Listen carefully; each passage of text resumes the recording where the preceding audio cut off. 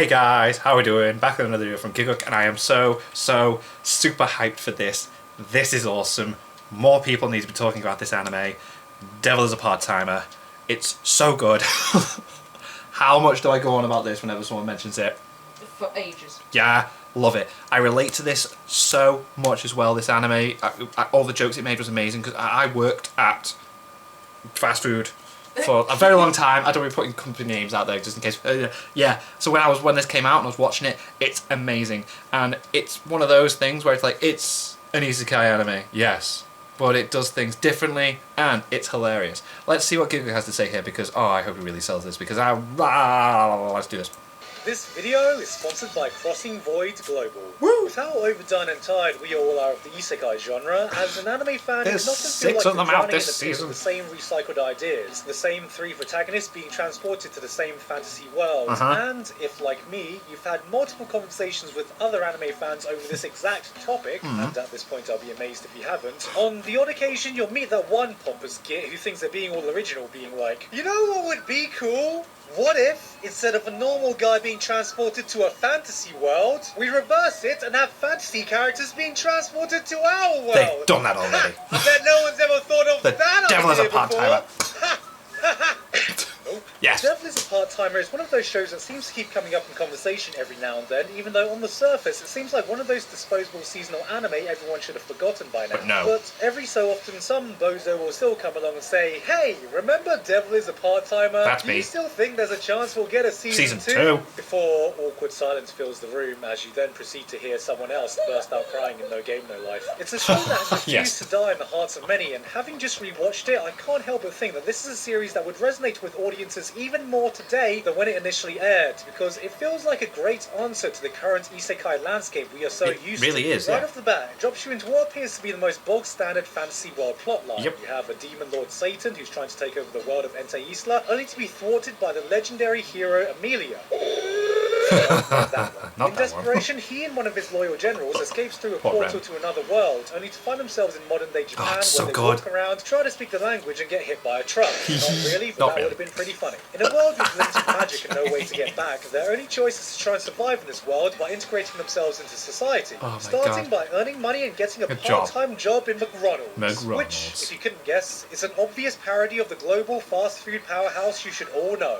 That's right, McDonald's. It's the story of an OP demon lord who gets transported to the human world, where he works a normal part-time job and tries to climb he has to corporate climb the ladder become to king take of the over the McDonald's, world. Lord of the Fries, aiming for that Employee of the Month spot by ensuring that this is the only McDonald's branch in existence with a fully functioning milkshake machine. My If God. you showed this to someone today, they'd probably get isekai culture shock. It seems like the perfect reply to the tropes we see in this saturated era of fantasy world isekai, but of course this came out just as the isekai boom was starting. And Yeah. unlike a lot of recent attempts I've seen that have tried to parody the genre, it's genuinely entertaining and funny. One of the biggest things I've seen that's irked me recently is when anime has tried satirizing itself. With Every so often Milsekai. you'll find this moment in the show that thinks it's being clever and funny when it tries to make a joke by calling attention to this trope you're used to seeing in anime, like, hey look, a naked tsundere in front of me, guess I'm about to get punched and killed. Oh well, wouldn't it be funny if I didn't punch you? Wait, My you're God. not gonna punch me? Yeah, I'm not. Oh wow, I guess that is pretty funny, isn't it? Bang. Go on. Punch him.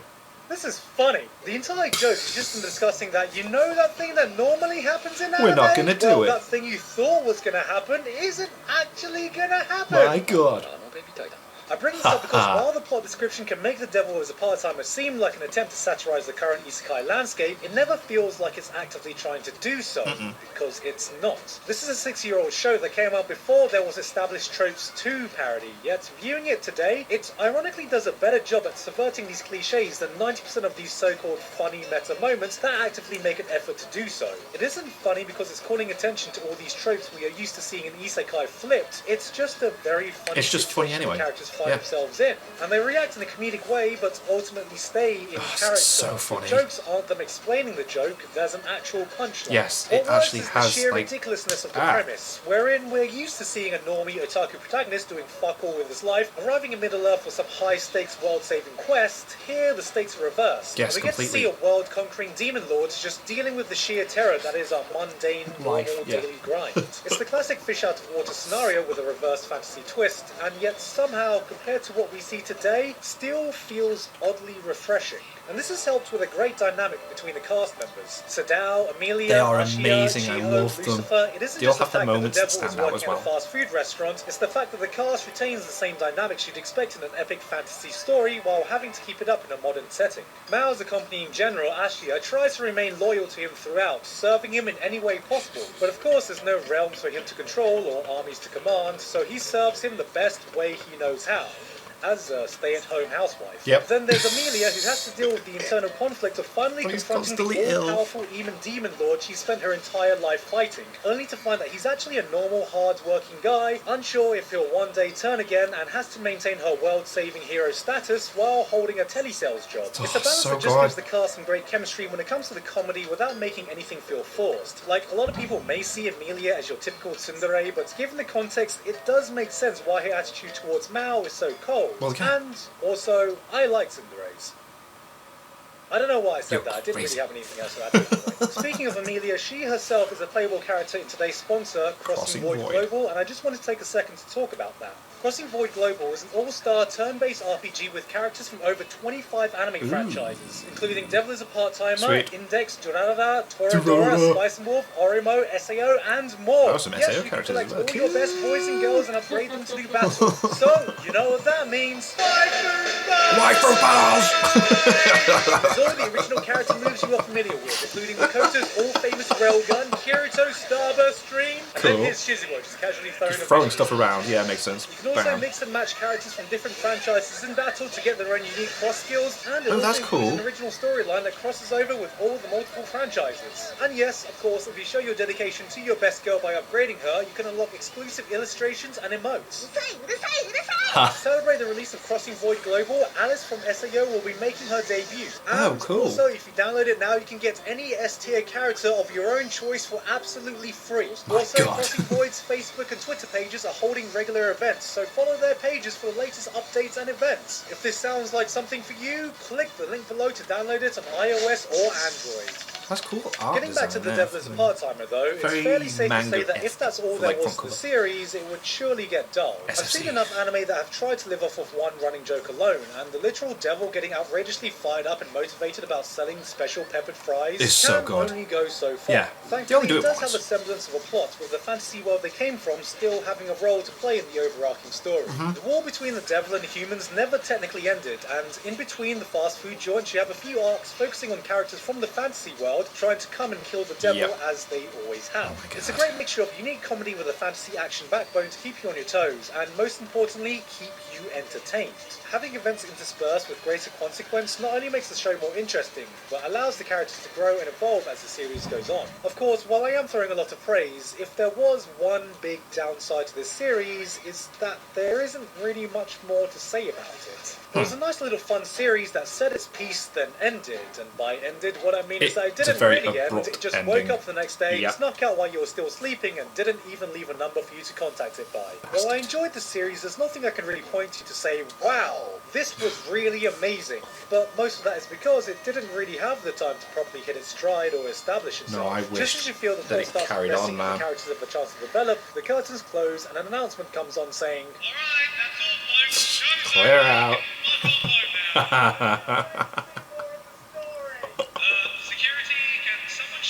The manga carries on from it though, doesn't it? I really need This is to a check show that that's been out. stuck in sequel limbo for years, and Yeah. it doesn't really make sense because it was the third best-selling light novel of that year, Oh. and before I just checked, I had no idea that it was the 55th most popular anime on my anime list, Oh. putting it above Mob Psycho 100, Madoka, K-On!, and JoJo. What What? the fuck? The demand was definitely there, so I can't shake this feeling Where that it is might have the just come out sequel a bit then? before its time, because I believe that if it did actually come out today, with season 2 and 3 announcements coming out for anime big and small, sometimes even right after a show is finished, on top of the sheer abundance and popularity of Isekai being released now, there's no way it wouldn't have gotten another season. As it Yeah. stands, The Devil is a Part-Timer is a short, fun little package that didn't overstay its welcome, but we would definitely welcome more of it. I definitely Recently, would, my I've had a lot of God. fun going back to watch these older, incomplete shows I'd forgotten about, because now there's just an abundance of new manga chapters and light novels that can finally fill that void I felt when they initially aired. And I think The Devil is a Part-Timer has been one series I've enjoyed even more revisiting than when I first watched it. Back when this first aired, I kind of just took it at face value as this entertaining little fantasy show. I don't think I'd even heard of the word Isekai back then, and apparently I now have to say it every other sentence by law, which is why I think it's a show I can appreciate even more now, and it brings in the views. I can definitely recommend this as the perfect time to go revisit it. And if you've never seen it before, well, that's all the more reason to. Because I think it says a lot about the current environment when I can say to you, hey, want a genuinely fun twist on the Isekai genre that feels way more original than 90% of the attempts coming out now? Here's this half-decade-old anime. It's so good. It's true though. It's not wrong.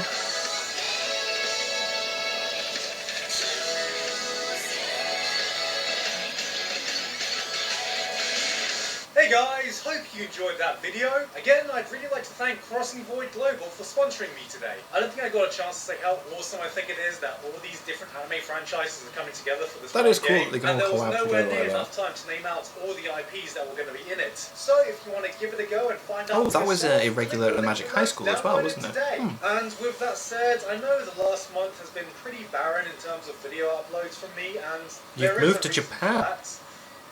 I've just moved to Japan. There we go. Yes, I won't walk you down with all the details, but I've Follow him on Twitter.